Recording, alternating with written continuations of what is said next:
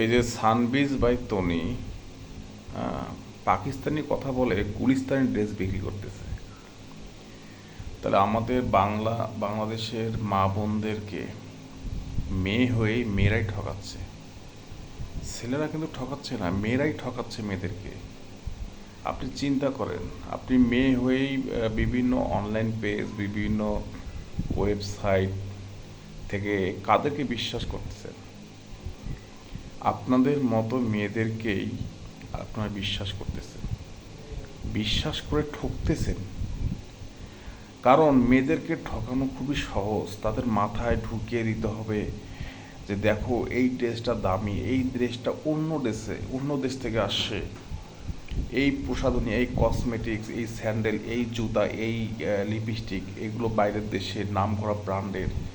মেয়েদের মাথার মধ্যে ঢুকিয়ে দেওয়া হয়, তখন তারা ওই প্রোডাক্টগুলোই খুঁজে ফেসবুকে, ইউটিউবে, তারপর বিভিন্ন জায়গায় খুঁজতে খুঁজতে খুঁজতে ওরাই ধরা খায়।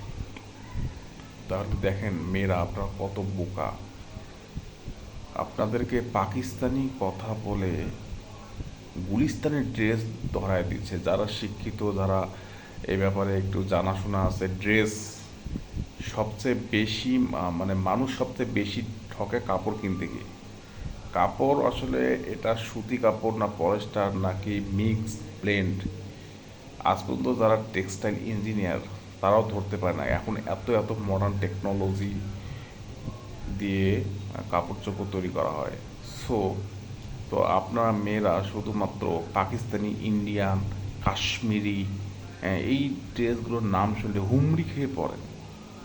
আর এইভাবে হ্যাঁ আপনাদের কাছ থেকে লক্ষ লক্ষ কোটি টাকা গায়েব করে নেওয়া হচ্ছে। বুঝেন আপনি?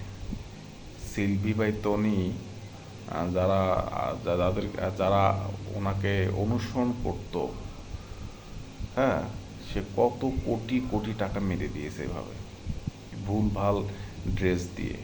চিন্তা করেন। মেয়েরা সাবধান হন, সাবধান হন। দামি মানেই ভালো জিনিস নয়। দামি মানেই এটা লোক দেখাতে হবে এমন কিছু না। দামি মানে স্ট্যাটাস বজায় থাকবে এমন কিছু না। কম দামি, কম দামের মধ্যে সুন্দর জিনিস আছে। জিনিস চিনতে শিখুন।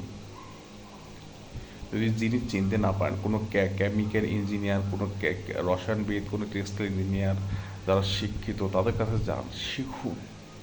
তাহলে এভাবে আর ঠকতে হবে না।